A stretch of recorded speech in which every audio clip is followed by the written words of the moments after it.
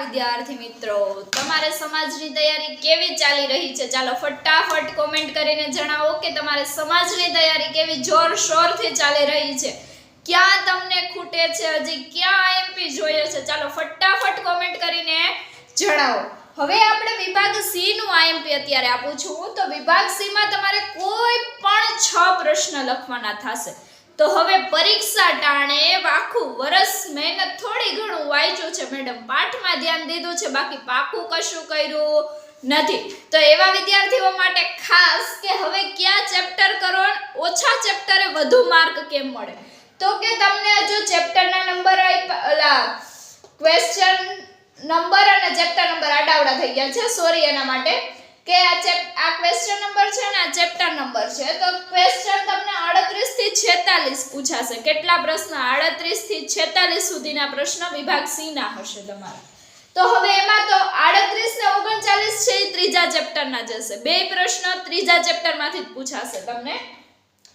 ચોથા ચેપ્ટરમાંથી માત્ર એક જ પ્રશ્ન પૂછાશે, છે 40મો પ્રશ્ન. પછી 8મા ચેપ્ટરમાંથી વળી પાછા બે પ્રશ્ન પૂછાશે. ક્યાં ક્યાં? તો કે 41 અને 42. પછી 16 માંથી એક જ ચેપ્ટર પૂછાશે, એ છે 43મો પ્રશ્ન.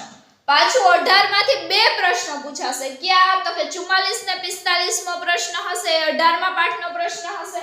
અને 19મા પાઠમાંથી એક જ પ્રશ્ન પૂછાશે, એ છે 46મો પ્રશ્ન. તો હવે આપણે કરવાના છે કોઈ પણ 6 જ પ્રશ્ન. તો ઓછા પ્રશ્ન વાંચવાના ને વધુ માર્ક મળે એવું કેમ થશે? તો કે ત્રીજું ચેપ્ટર, આજે તમારું ત્રીજું ચેપ્ટર છે એ તમે કરી લેશો એટલે બે પ્રશ્ન આવડી જશે. પછી તો કે 8મું ચેપ્ટર કરી લેશો એટલે બીજા બે આવડી જશે, એટલે 4 પ્રશ્ન થઈ ગયા. હવે વધ્યા બે, તો એમાં આપણે ચેપ્ટર નંબર 18 લઈ લઈએ એટલે એના બે પ્રશ્ન થઈ જશે. 3 ચેપ્ટર કરો, 6 પ્રશ્ન થઈ જશે. 3 જ ચેપ્ટરનું આઈએમપી તમારે ટીક કરજો, અથવા તમને જે સહેલું લાગે. હું તો તમને જસ્ટ ઇન્ફોર્મેશન દઉં છું કે આ રીતે કરશો તો તમને સહેલાઈ રહેશે. 3 પાઠ કરશો ને 6 પ્રશ્ન આવડી જશે ને વિભાગ સી આખો કમ્પ્લીટ થઈ જશે. તો ચાલો હવે ફટાફટ આપણે આઈએમપી તરફ વયા જઈએ. તો પહેલા તો આપણે ચેપ્ટર નંબર 3 નું આઈએમપી, એમાં કેટલા પ્રશ્ન છે? તો કે 38 ને 39, બે પ્રશ્ન પૂછાશે એમાંથી. તો હવે એનું આઈએમપી અંદરનું જોઈ લઈએ ફટાફટ. તો પહેલું છે પ્રાચીન ભારતની નગર યોજના. આ વિદ્યાર્થી મિત્રો 5 સ્ટાર છે, પૂછાવાની શક્યતા છે, સ્કીપ કરવાનો નથી. ધોળાવીરા વિશે ટૂંક નોંધ છે. પ્રાચીન ભારતનું એક નગર તરીકે લોથલનો પરિચય આપો, એ પણ આઈએમપી છે.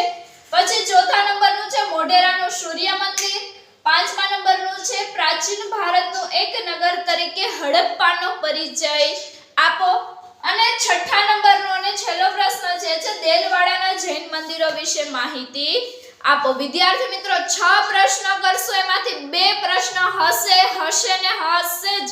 આખું વિચીને લખી જ નાખવાના છે, તો ફટાફટ પાકા કરી લેજો. અને વિદ્યાર્થી મિત્રો હજુ આપણે સબસ્ક્રાઇબરનો ટાસ્ક પૂરો નથી થયો.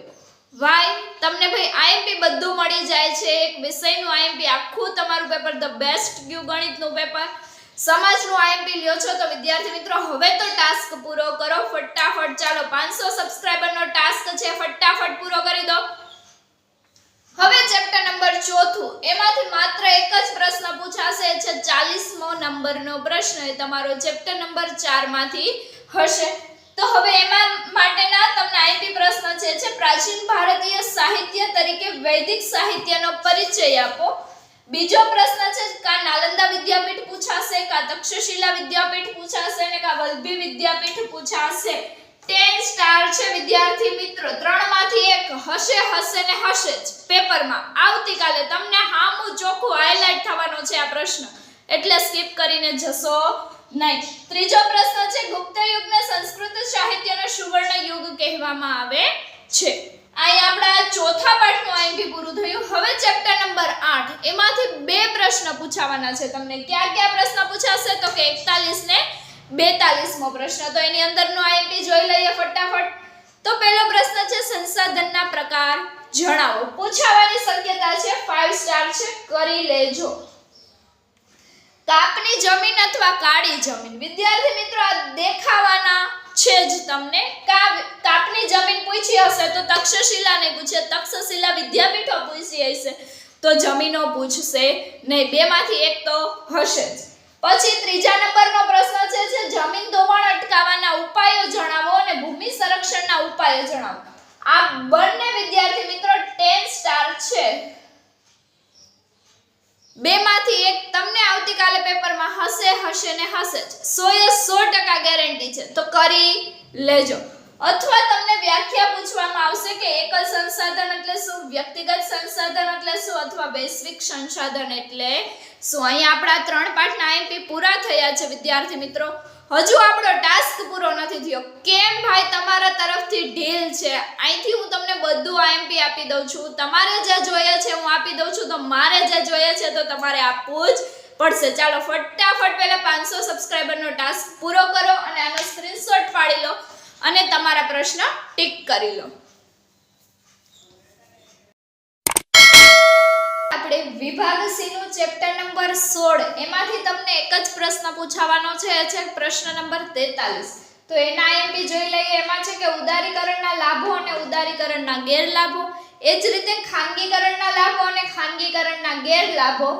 આ બેમાંથી એક પ્રશ્ન તમારે હશે ને હશે જ. મોસ્ટ આઈએમપી છે પ્રશ્ન.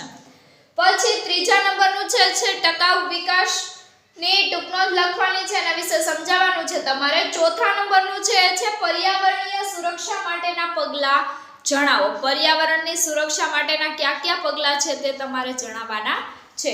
અને પાંચમા નંબરનું છે ટૂંકનોંધ, છે વિશ્વ વ્યાપાર સંગઠન. અહીંયા તમારે 16મું ચેપ્ટર છે પૂરું થયું. હવે આપણે 18મા ચેપ્ટરમાં જવાનું છે. તો 18મા ચેપ્ટરમાં તમને બે પ્રશ્ન પૂછાશે. કેટલામો? તો કે 44 અને 45મો બે પ્રશ્ન પૂછાશે. તો એમાં આપણે જોઈ લઈએ. તો એમાં પહેલો છે ભાવ વૃદ્ધિના કારણો, બીજો છે ગ્રાહકના શોષણના કારણો, ત્રીજો છે ભાવ વધારો આર્થિક વિકાસમાં પોષક પણ છે અને અવરોધ પણ છે. પછીનું છે ફરિયાદ કેવી રીતે કરવી. ગ્રાહક છે એને કોઈ બી જાતની ફરિયાદ છે કે આ વસ્તુ છે સારી છે, આ વસ્તુ સારી નથી આવતી, આમાં કેમ આવું થાય છે, આની કેમ સાઈડ ઇફેક્ટ આટલી બધી આવે છે, આવી કોઈ પણ જાતની તમારે જ્યારે ફરિયાદ કરવાની થાય છે ત્યારે કઈ રીતે કરવી, તો ઈ છે. પછીનું પાંચમું છે એ છે ગ્રાહકનું વિવિધ પ્રકારે થતું શોષણ જણાવો. છઠ્ઠું છે ભાવ વૃદ્ધિને નિયંત્રણમાં લેવાના ઉપાયો. આ મોસ્ટ આઈએમપી છે, સ્કીપ કરતા નહીં. અને પછીનું છે છેલ્લો એ છે સાતમો એફપીઓ, આઈએસઓ અને ઈસીઓ ના ઉપયોગો અને તેના ફૂલ ફોર્મ જણાવો. વિદ્યાર્થી મિત્રો અહીંયા 18મું ચેપ્ટર પણ તમારું પૂરું થયું. હવે માત્ર એક જ ચેપ્ટર રહ્યું છે, એ છે 19મું ચેપ્ટર અને એમાંથી એક જ પ્રશ્ન પૂછાય છે, એ છે 46મો પ્રશ્ન. 46મો પ્રશ્ન છે આમાંથી 5 પ્રશ્નમાંથી જ કોઈ એક પ્રશ્ન હશે. તો એનું આઈએમપી જોઈ લઈએ આપણે. તો એમાં પહેલું છે કે માનવ વિકાસ સામેના પડકારો. માનવના વિકાસ સામેના પડકારો કેવા છે, કયા છે તે તમારે સમજાવવાનું છે. બીજું છે કે માનવ વિકાસ સામેના પડકારો જણાવી ગમે તે એક વિશે વિસ્તૃત માહિતી આપો. એટલે વિભાગ સી ના પ્રમાણમાં લખવાનું છે. તો વિભાગ સી માં તમારે 6 પોઈન્ટ ઓછામાં ઓછા લખવાના થશે. 6 થી 7 પોઈન્ટ લખશો એટલે તમને 3 માર્ક મળી જશે. વિભાગ સી નો પ્રશ્ન માત્ર 3 માર્કનો જ છે. તો માર્કને અનુલક્ષીને પાકું કરો અને એ પ્રમાણે જ પેપરમાં લખવું, જેથી સમયસર તમારું પેપર પૂરું થઈ જાય અને ટાઈમ પણ ઘટે નહીં. પછીનો ત્રીજો છે મહિલા સમાનતા અંગે ગુજરાત સરકારની વિવિધ યોજનાઓ કઈ છે. પછીનું છે મહિલા સશક્તિકરણ એટલે શું, તેને અવરોધક પરિબળો જણાવો. અને એના પછીનું છેલ્લું છે ભારતમાં મહિલાઓ સાથે કેવા પ્રકારના ભેદભાવ જોવા મળે છે.